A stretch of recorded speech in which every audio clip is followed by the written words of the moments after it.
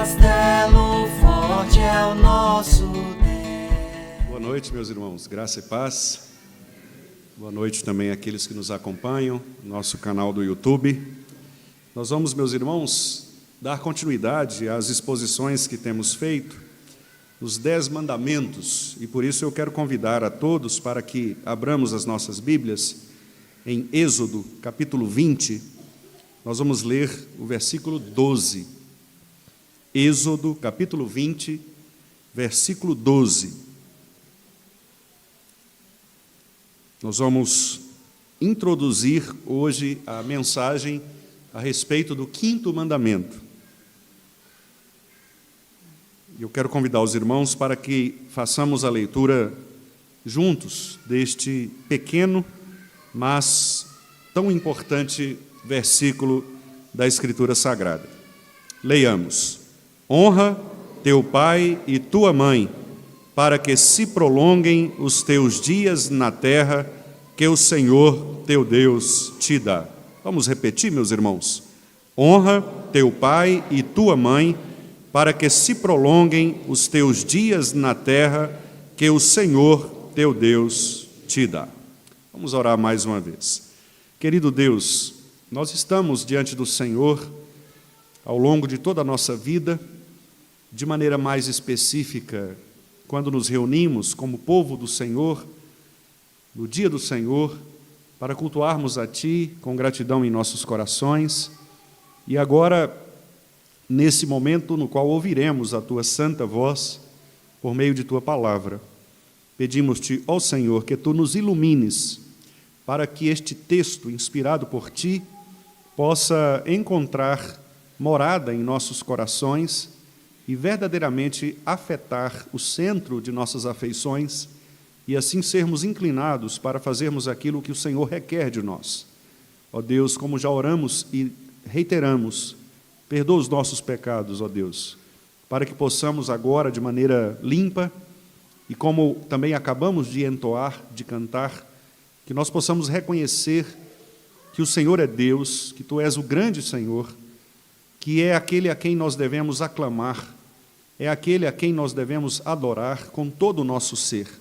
Por isso, ó Deus, dá-nos agora reverência santa por Tua palavra e pelo Teu ser, para que possamos aprender de Ti, a fim de vivermos uma vida conforme a vontade do Senhor. É isto que nós Te pedimos em nome de Jesus. Amém. Então, meus amados irmãos, nós vamos iniciar, como eu disse, a exposição deste 5º mandamento. Antes, porém, eu gostaria apenas de lembrar os irmãos o contexto no qual nós estamos. Nós estamos aqui, naquele momento em que o povo de Deus foi chamado pelo Senhor para se portar diante do Senhor e assim receber do próprio Deus, por meio do profeta Moisés, as suas santas palavras. O resumo daquilo que seria para o povo o manual, a regra de fé e de prática do povo de Deus. Portanto, não que as pessoas daquela época já não soubessem o que Deus estava exigindo delas. Elas já sabiam que deveriam ter apenas um Deus diante de si, que deveriam não adorar imagens de esculturas, que deveriam honrar o nome do Senhor sobre todas as coisas, lembrar-se do dia do Senhor, bem como os demais mandamentos. Mas, neste momento, é quando o Senhor, por meio de Moisés, o grande profeta do Antigo Testamento, fala ao povo de uma maneira espetacular, por meio de trovões, de relâmpagos, de uma espessa nuvem sobre o monte, a fim de que o povo pudesse registrar de uma maneira especial, com clangor de trombeta, aquela palavra de Deus que serviria como um modelo para toda a vida do povo do Senhor ao longo de toda a sua existência. Portanto, o que nós temos aqui é o resumo da lei de Deus. Nós temos enfatizado, meus irmãos, que nós não estamos diante de todos os mandamentos da palavra do Senhor. Há muitos outros mandamentos espalhados pelas Escrituras, mas os 10 mandamentos, eles prefiguram, eles apontam, eles resumem e sinalizam aqueles que são os princípios fundamentais de toda a nossa relação com Deus. Por isso, ao analisarmos os 10 mandamentos, nós não devemos pensar que são apenas estas as exigências de Deus para nós, mas nós devemos ver os 10 mandamentos como um encaminhamento, como o caminho que Deus quer que nós percorramos para agradá-lo, para adorá-lo em sua santidade, reconhecendo quem Ele é, e assim experimentarmos também da sua perfeita, boa e agradável vontade, como Paulo nos disse em Romanos 12, 1 e 2. E por isso, então, o Senhor, pela sua condescendência, pela sua misericórdia, pela sua imensa graça, Ele decidiu revelar-se a nós por meio destas palavras. Por isso o texto começa, então falou Deus todas estas palavras. E a primeira palavra do Senhor foi uma palavra de pertencimento, uma palavra na qual Ele resumiu o aspecto de sua família. Ele disse: eu sou o Senhor, teu Deus, que te tirei da terra do Egito, da casa da servidão. Logo neste prefácio dos 10 mandamentos, nós temos aqui um chamado do nosso Deus para constituir nele uma família. Por isso ele usa a expressão com o pronome possessivo, teu. Eu sou o Senhor, o teu Deus. O Senhor, o Deus da aliança, aquele que agora constitui para si um povo e chama este povo para reunir-se diante dele.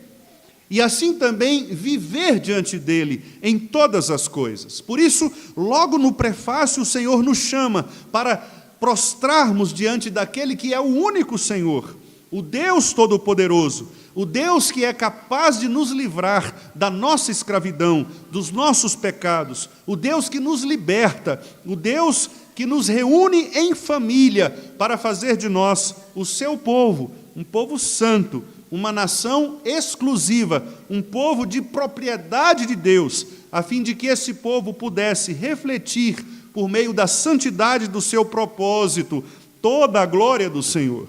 E então, meus amados irmãos, nós recebemos, a partir daí, aqueles que são chamados 10 mandamentos. E Deus então inicia dizendo: apresentem-se apenas diante de mim, não tenham, não produzam, não constituam, não confiem em nenhum outro Deus que não seja o Deus Yahvé, o Senhor, o teu Deus. Façam todas as coisas, coram deo, na presença de Deus, diante da minha face. Não façam para vocês imagens, não projetem deuses culturais, não criem semelhanças de deuses como se eles fossem homens. Não tentem copiar quem Deus é. Não tentem adorar um outro Deus, não deem culto àquele que não é em espírito, não tentem adorar aquele que é o Deus infinito em seu ser. Deus é zeloso, e Ele vai punir as gerações daqueles que adorarem outros deuses. Permaneçam no Senhor, não usem o nome de Deus levianamente, não façam juramentos falsos, não levantem o nome de Deus numa discussão, numa situação que seja imprópria, que seja pecaminosa. Vivam uma vida de santidade tal que vocês possam honrar o nome do Senhor, porque Deus não terá por inocente aquele que usar o nome dele em vão, para projetar-se a si mesmo, para constituir em si mesmo algum tipo de valor. Deus é Senhor.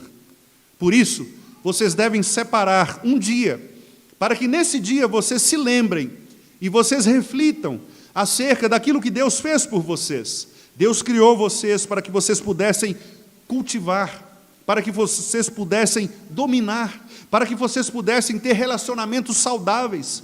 E Deus permite que vocês façam isso em 6 dias da semana, trabalhando, executando a sua obra, protegendo a sua família, olhando para as suas coisas, e Ele requer que você retire um dia dentre os 7, para que vocês possam adorá-lo, parar as suas atividades normais, parar as suas atividades corriqueiras, para descansar no Senhor, para saber que Ele é o sustento de vocês, para saber que se Ele não edificar a casa, em vão vocês vão trabalhar, para saber que não adianta vocês levantarem de madrugada para produzir o pão de vocês, se vocês não confiarem inteiramente neste Deus, que é o Deus criador e provedor. Por isso, usem o dia do Senhor para descansarem no Senhor, para darem a Deus aquela honra que Ele merece. Confiem nele. Ele abençoou o sétimo dia, santificou o sétimo dia, para que o seu povo possa experimentar deste maravilhoso descanso.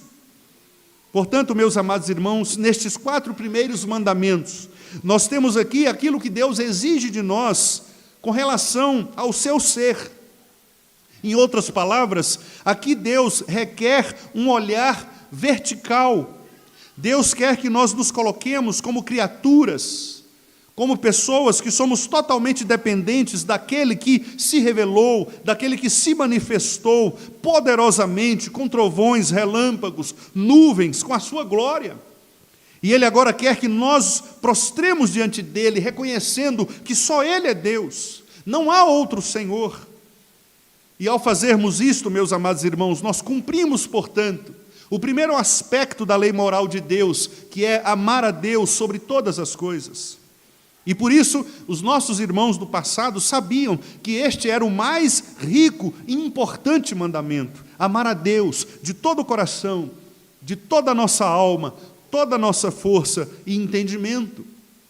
A lei repete este mandamento em vários lugares, para mostrar que Deus deve ser colocado sempre em primeiro lugar, em toda e qualquer relação humana.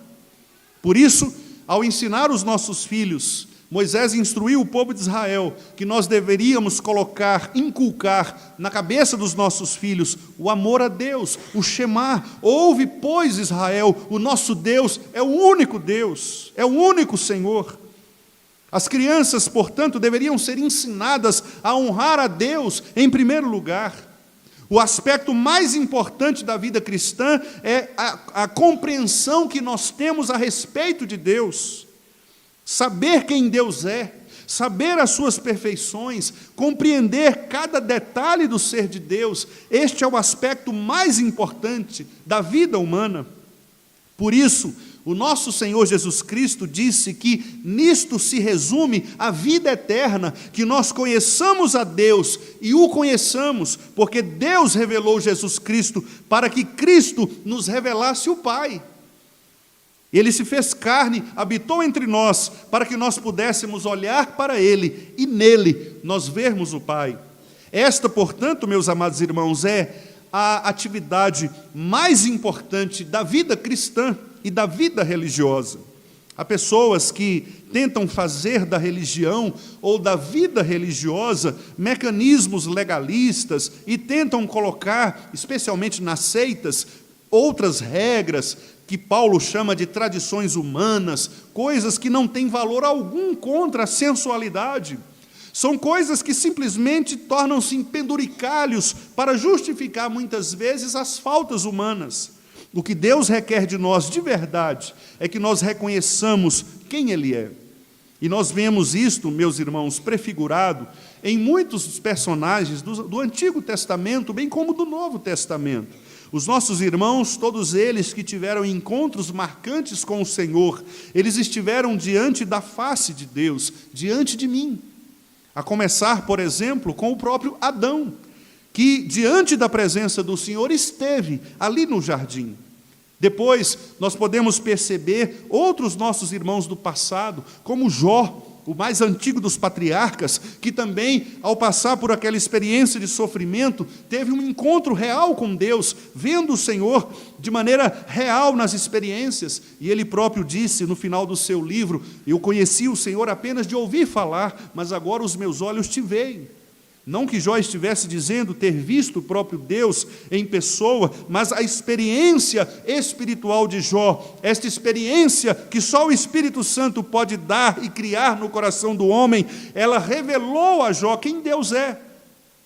E assim em outros tantos, em Noé, em Abraão, no próprio Moisés, naquele episódio no qual ele pede para ver a glória de Deus, e o Senhor passa apenas de maneira rápida, com Moisés de costas, apenas um vislumbre, um brilho rápido de sua glória, suficiente para que Moisés pudesse impregnar-se pela presença de Deus e ser visto pelas outras pessoas de uma maneira espetacular, diferente. Dando um grande salto, indo para o Novo Testamento, nós temos a conversão de Paulo, que ali naquela estrada de Damasco também viu o Senhor ressuscitado, caindo por terra, reconhecendo a presença de Deus. João, na ilha de Pátimos, da mesma maneira como Cristo, quando Cristo se apresenta a ele, ele cai como morto, por causa da glória de Deus. Portanto, meus amados irmãos, não há dúvidas de que a maior experiência religiosa que alguém pode desejar é reconhecer Deus em suas perfeições. Esta é a maior experiência religiosa. As pessoas querem muitas vezes transformar estas experiências em dons, ou mesmo em manifestações espirituais. Alguns pensam que o falar em línguas é uma manifestação desta proximidade ou desta espiritualidade. Não é. Não são estes dons sobrenaturais, não é o dom da profecia, não é o dom da língua ou qualquer outro tipo de dom, porque Paulo, inclusive, diz que nós deveríamos desejar o mais excelente dos dons, que é o amor. E o que é o amor? O amor é o próprio Deus. Deus é amor. Portanto, o maior desejo do coração humano deve ser, de fato, descansar neste Deus. Não à toa, Agostinho, ao escrever as suas confissões, disse que o coração dele estava inquieto e ele sabia que o seu coração jamais poderia encontrar repouso se não fosse no Senhor. Só em Deus nós podemos confortar o nosso coração da ansiedade de querer saber sobre as coisas. Por isso, a lei começa com o olhar do crente para esse Deus. Quem Deus é? E ele diz: eu sou o Senhor, eu sou Yahvé, eu sou o ser, eu sou o absoluto, o infinito, o todo-poderoso. Eu sou aquele que é majestoso, aquele que é o Criador, aquele que é o provedor de todas as coisas. E eu sou o teu Deus, o teu governador. Eu sou aquele que estabeleço as regras, eu sou aquele que dirijo vocês, eu sou o verdadeiro pastor. E o pastor, ele chama as suas ovelhas, e as verdadeiras ovelhas ouvem a voz do pastor. Por isso, ao ouvir os 10 mandamentos, os crentes devem ouvir a voz deste pastor. Os 10 mandamentos, portanto, irmãos, não devem ser interpretados de maneira legalista, porque nós sabemos que Cristo cumpriu toda a lei. Portanto, ao olharmos para estes mandamentos, não devemos encará-los como formas de salvação, mas nós devemos encará-lo como gratidão, sabendo que uma vez que Cristo cumpriu todos estes mandamentos da lei do Senhor, nós agora podemos obedecer a esta lei com os corações alegres em Cristo. E por isso, nós não teremos outros deuses diante de nós, nem diante do próprio Senhor. Não colocaremos outros deuses na presença do Senhor, porque Cristo é o nosso Senhor. Nós não faremos imagem de esculturas, não criaremos mecanismos materiais, porque nós sabemos que Cristo é Espírito, intercede por nós. Nós não precisamos de imagens, de objetos. Nós não tomaremos o nome do nosso Senhor em vão, porque nós amamos o nosso Senhor e nós queremos reverenciá-lo em todas as coisas. E nós não burlaremos o dia do Senhor, porque nós queremos exatamente experimentar esta doce presença de Deus em Cristo com os nossos irmãos no dia que é do Senhor. E assim, meus amados irmãos, do mesmo modo que Deus abre a primeira tábua da lei, ou os primeiros 4 mandamentos, com a expressão da necessidade de nós olharmos para Ele como a verdadeira autoridade, nós temos agora a abertura dos outros 6 mandamentos, que abrem a segunda tábua da lei, com a expressão que reflete, do mesmo modo, a glória que está refletida na primeira tábua. Se na primeira tábua nós temos a glória de Deus enfatizada, aqui na segunda tábua nós temos também a glória do próprio homem sendo enfatizada. O que eu quero dizer ou chamar como glória do homem? Os irmãos sabem que o homem é a coroa da criação. O homem é o único ser criado à imagem e semelhança de Deus. Portanto, embora a ciência diga que nós somos animais, e do ponto de vista da fisiologia, há muitas comparações e similitudes com os animais, com os seres vivos, Nós sabemos que, do ponto de vista cristão, ou de acordo com a cosmovisão cristã bíblica, o homem não é um animal. O homem é um ser diferente dos animais. O homem é criado por Deus de maneira especial. O homem é criado por Deus a partir do barro, a partir da terra, ou de Adão, que é exatamente a palavra que significa terra no hebraico. Adão é terra, Aderram é a terra de onde o homem veio.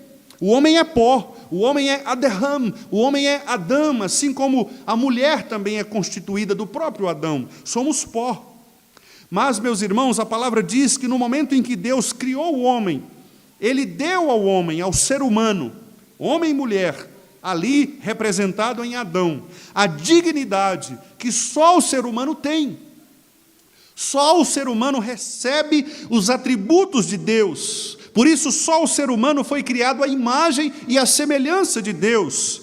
De maneira que nós temos a capacidade de expressar em nosso ser, em nossas afeições, perfeições que são divinas. De onde procede a bondade, senão de Deus? De onde procede o senso de justiça, senão de Deus? De onde procede o amor que os nossos poetas cantam, senão de Deus? De onde procede também a generosidade, a gratidão e todos os outros atributos e as qualidades que os homens têm, senão de Deus? De onde procede a beleza? Todas estas coisas, meus amados irmãos, procedem de Deus, que é o Criador das coisas visíveis e invisíveis. Por isso o homem, ele é colocado agora num status diferenciado, feito por um pouco menor do que Deus, diz o Salmo 8. Ao homem foi dada a prerrogativa de ordenar, liderar, governar, cultivar. Os teólogos costumam dizer que o homem é o corregente de Deus, é aquele que age para criar juntamente com Deus um ambiente que Deus deseja. Nós somos administradores, a Bíblia usa termos como administrador, como mordomo. Somos pessoas criadas com o objetivo de criar. A criatividade de Deus nos foi dada, por isso o homem é capaz de criar culturas, o homem é capaz de criar coisas para si, de desenvolver tecnologia, o homem é capaz de se desenvolver, de se evoluir neste sentido, no progresso, porque ele herdou de Deus estas coisas. Por isso o homem é especial, é chamado, portanto, de a coroa da criação, é exatamente a cereja do bolo. Depois de Deus ter feito todas as coisas, Ele cria o ser humano e diz: isto tudo foi muito bom. Por isso, meus amados irmãos, a segunda tábua da lei, ela vai nos apontar agora os nossos deveres em relação às pessoas, em relação ao ser humano. Agora, são as relações horizontais. Se nos 4 primeiros mandamentos nós temos a relação vertical, que é a nossa inclinação para Deus, agora, do 5º ao 10º mandamento, nós teremos as nossas obrigações com as pessoas, o nosso relacionamento com o próximo. E agora, então, nós iniciamos, melhor dizendo, aquele que é o segundo principal mandamento da lei: amar o próximo como a ti mesmo. Estes 2 mandamentos, amar a Deus sobre todas as coisas e amar ao próximo como a ti mesmo, eles não estavam unidos no Antigo Testamento. Se os irmãos verificarem, estes 2 mandamentos, eles eram separados. Eles não estavam colocados no mesmo lugar. Os israelitas sabiam que era necessário amar a Deus de todo o coração, a alma, força e entendimento, e sabiam também que deveriam amar o próximo, mas eles não estavam ainda vinculados. Quem faz a junção dos textos de Levítico e de Deuteronômio é Jesus Cristo, nosso Senhor. Quando ele é perguntado a respeito de qual é o principal mandamento da lei, e Jesus então diz: a lei se resume em 2 mandamentos: amar a Deus sobre todas as coisas e ao próximo como a ti mesmo. Jesus, portanto, faz a interpretação correta que os judeus não fizeram até então, que era exatamente vincular o relacionamento com Deus e, ao mesmo tempo, o relacionamento com as pessoas, a ponto de o apóstolo João, na sua primeira carta, dizer que aquele que diz amar a Deus e não ama o seu irmão, ele está mentindo, porque não é possível desvincular uma coisa de outra. Não é possível nós declararmos que amamos a Deus a quem nós não vemos e dizer que nós amamos o nosso irmão, que nós estamos vendo. Uma coisa depende da outra. Eu só posso dizer que amo a Deus de todo o coração, alma, força e entendimento, se nas minhas relações sociais eu também demonstrar amor para com o próximo. Por isso, no capítulo 13 da primeira carta aos Coríntios, dizendo sobre o amor, o apóstolo Paulo diz claramente: não adianta vocês acharem que o amor é algo espetacular, como, por exemplo, entregar o seu próprio corpo para ser queimado como um Marte. Talvez nós ficaríamos impressionados com a atitude de alguém de entregar o seu próprio corpo para ser queimado como um Marte, mas Paulo diz: ainda que você faça isso, mas se você não demonstrar amor, se você não tiver amor, nada disso vale. Você pode falar inclusive a língua dos anjos, você pode ser ultra espiritual, mas se você não demonstrar amor pelo próximo, nada disso vale. Portanto, meus amados irmãos, o vínculo entre o amor a Deus e o amor ao próximo está claramente marcado nos 10 mandamentos. Por isso, alguns costumam ilustrar com a cruz de Cristo, embora esta imagem ou esta associação ela não seja feita nas Escrituras, ela serve talvez mnemonicamente para que nós possamos gravar, e eu acho que do ponto de vista didático, não há problemas de nós fazermos esta associação. Alguns associam estes mandamentos, ou estas tábuas, as duas, com a própria cruz, olhando o aspecto vertical da cruz, que é a nossa relação com Deus, e olhando o aspecto horizontal da cruz, que é a nossa relação com as pessoas. E alguns então costumam dizer que a cruz, ela prefigura estes 2 aspectos, da relação com Deus e da relação com o próximo. Percebendo, inclusive, que a parte mais alta da cruz está acima da parte horizontal, porque a verticalidade é que determina a horizontalidade. Em outras palavras, é a compreensão que eu tenho de Deus que determina a minha relação com o próximo. É saber quem Deus é que me faz relacionar de um jeito ou de outro com as pessoas. Percebem, meus amados irmãos, como que o coração distorcido e pecaminoso, ele cria problemas em relação a isto? Porque hoje em dia, nesta nossa era moderna, é muito mais fácil enfatizar as relações sociais. É muito mais fácil nós entrarmos nas igrejas e percebermos largamente o humanismo que existe nas igrejas, a exaltação das pessoas, a valorização do ser humano. As músicas são feitas para isso. Você tem valor, o Espírito Santo se move em você, você tem valor. As pessoas, elas vêm à igreja com o objetivo de serem louvadas, de serem nomeadas, de serem chamadas. Qualquer coisa que se diga em relação ao procedimento de alguém, se porventura ela se ofender, ela ameaça sair da igreja, porque ela está ofendida no seu interior. As programações das igrejas são focadas nas pessoas. O que nós temos de fazer para atrair mais pessoas para a nossa igreja? Nós precisamos de jovens. Como é que é o culto que o jovem gosta? O jovem gosta de um culto assim, então vamos fazer isso. Quem nós podemos trazer aqui para atrair os jovens para a nossa igreja? Vamos fazer uma programação bacana. Adolescentes, vamos fazer uma escola de férias aqui para os nossos adolescentes, falar com o conselho para a gente comprar um tanto de Burger King, encher aqui de lanche e tal, trazer todo mundo para cá. As pessoas têm que se sentir bem no nosso meio. Meus irmãos, este é um dos principais erros que as igrejas evangélicas cometem.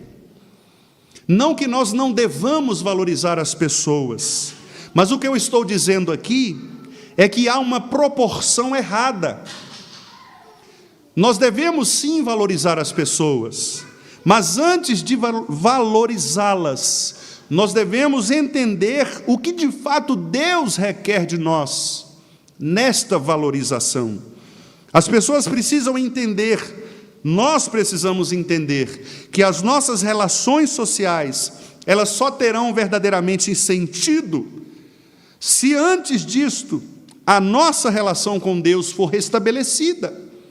Eu sei, por exemplo, que nós vamos precisar de uma boa educação no nosso país. Eu sou também educador, professor, eu valorizo a educação, mas eu nunca acreditei que é a educação que vai salvar as pessoas dos problemas, porque se assim fosse, nos países desenvolvidos, naqueles em que a educação tem um nível muito alto, como na Finlândia, por exemplo, que é talvez o primeiro país considerado pela ONU como aquele em que, pela Unesco, em que tem ali a educação mais bela do mundo, né, do planeta Terra. Se fosse assim, lá não teria pecado. Se assim fosse, desculpa, irmãos, lá não teria adultério, lá não teria mentira, não teria roubo, corrupção. Por que tem essas coisas, mesmo na Finlândia, com toda a educação que aquele país tem? Porque é o coração que é pecaminoso. Sendo o coração pecaminoso, não é a educação que vai salvar as pessoas. Eu sei também que uma boa economia é o que nós desejamos. É claro que nós desejamos ter preços mais baratos, uma cesta básica barata, um salário como o DIEESE divulga, um salário mínimo aí de pelo menos uns R$6.000. Seria ótimo, é o custo que o DIEESE divulga para que nós vivamos com maior dignidade no nosso país. Eu sei que isso seria muito bom, mas não é isso que vai salvar. Porque se fosse assim em Dubai ou nos Emirados Árabes, onde corre dinheiro pelos canos de água ou de petróleo, as pessoas não teriam problemas, não haveria adultério, não haveria furto, não haveria assassinato. Ou seja, observem, irmãos, o que eu quero dizer é que o grande problema do ser humano nas relações sociais é a compreensão que ele tem de Deus. Se nós não aprendermos a temer a Deus, a honrar o Senhor, nós nunca honraremos o próximo. Nós nunca nos relacionaremos com o próximo do modo como Deus quer. Nós sempre veremos o próximo como um competidor, como um concorrente, como alguém que nós temos de abater. Mas não é assim que a palavra nos ensina.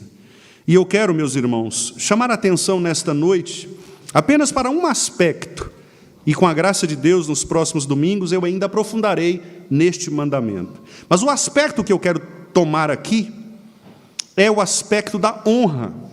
A palavra honra que aparece neste 5º mandamento é a tradução do hebraico kavod, que é traduzido noutros trechos da Escritura como glória. E a palavra glória no hebraico, diferentemente do que a gente imagina, porque geralmente nós imaginamos glória como algo brilhante. Quando nós dizemos glorioso, é o aspecto de algo brilhante. Mas a palavra glória, o sentido mais primário desta palavra, kavod ou kaved, como é a forma que aparece aqui, que é a forma imperativa, significa peso, de algo pesado. Eu vou fazer uma ilustração, claro que nenhuma ilustração é capaz de refletir com propriedade o que nós temos, mas por nós estarmos num país que é um país bastante voltado para essa questão, eu vou tentar fazer uma ilustração aqui. Vou tomar como exemplo o futebol.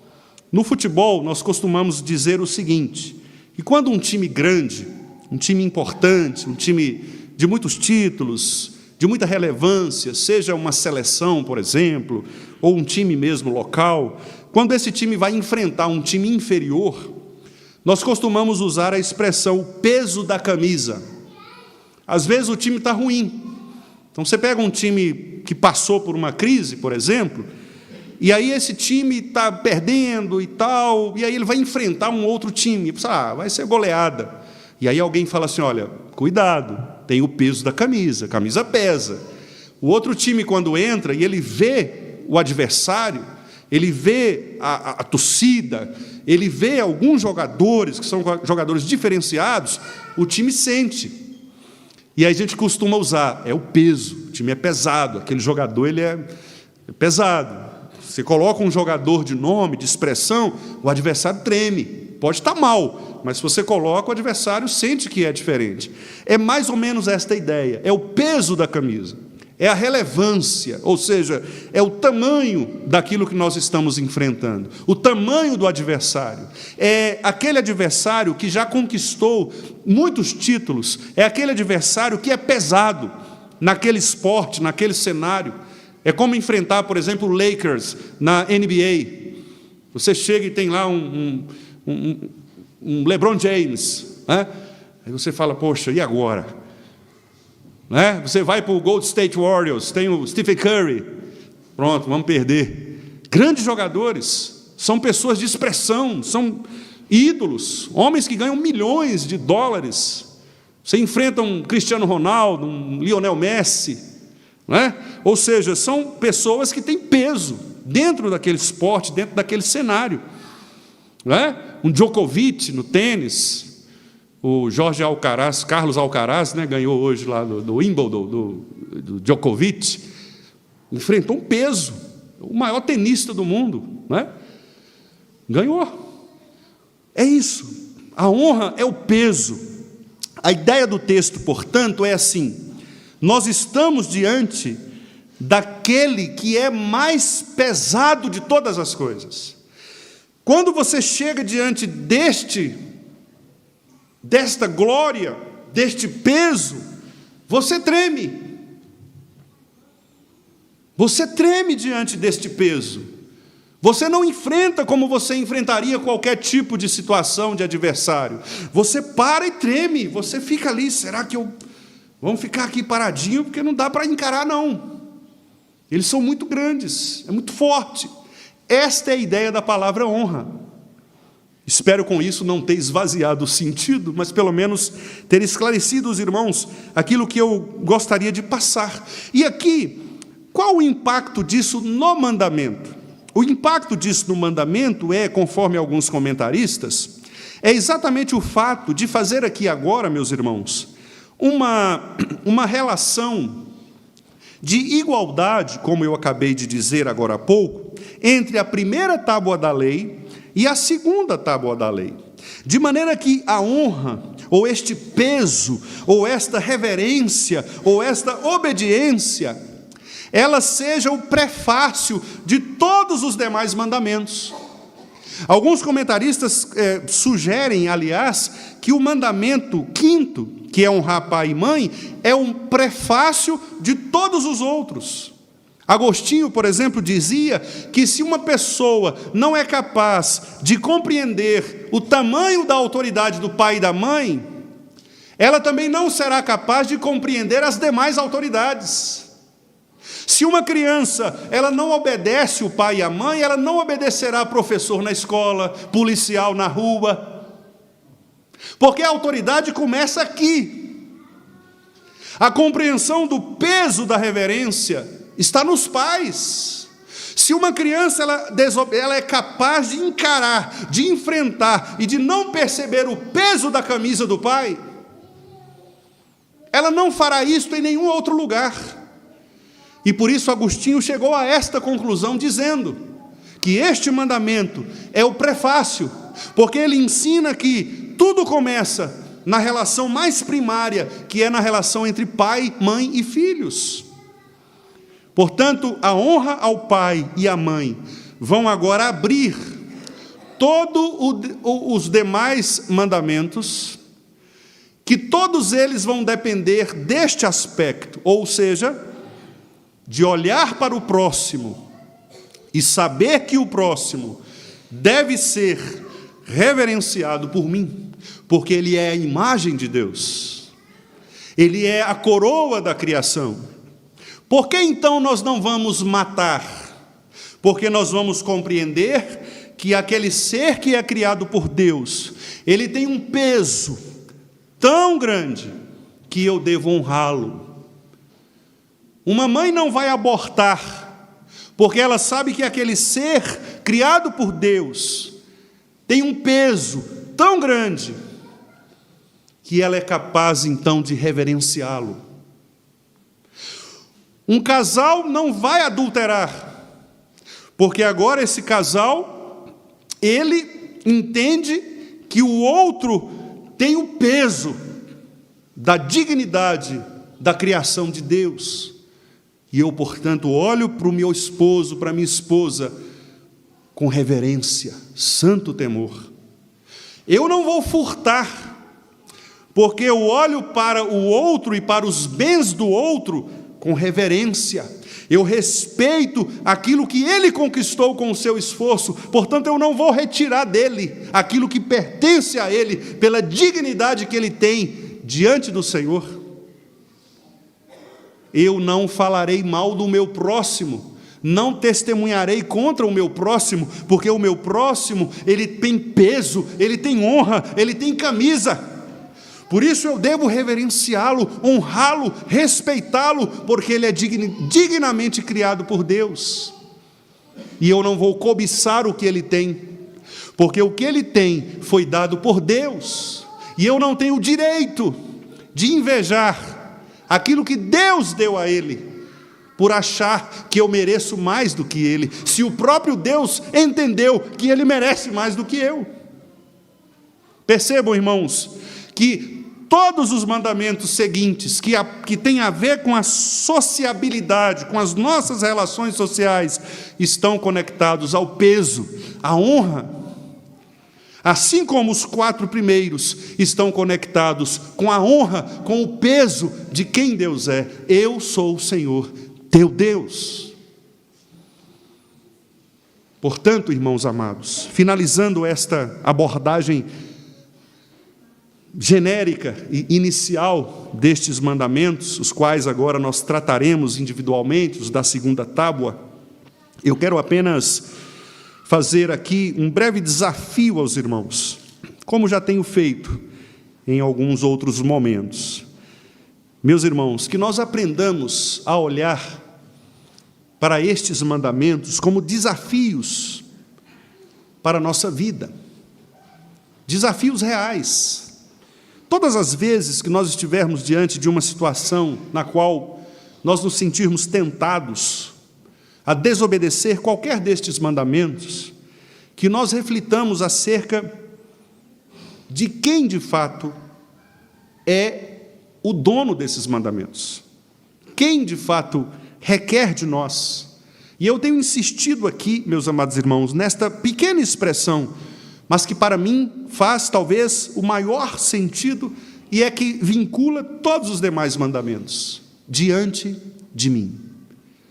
Meus irmãos, nós estamos diante da face do Deus vivo e verdadeiro, que tudo vê, que é justo juiz. Então não adianta nós tentarmos enganar o nosso Senhor, porque Ele conhece o nosso coração. Ele sabe que talvez nós não matemos as pessoas com facas, com armas de fogo, mas nós talvez matamos as pessoas com as nossas palavras, retirando delas a honra e a dignidade que elas merecem. Talvez nós não furtemos, literalmente entrando num lugar vazio para retirar algo de alguém sem que aquele alguém perceba, mas quem sabe nós furtamos no sentido de não dar ao outro aquilo que ele merece. Isso também é furtar. É você retirar do outro aquilo que ele merece.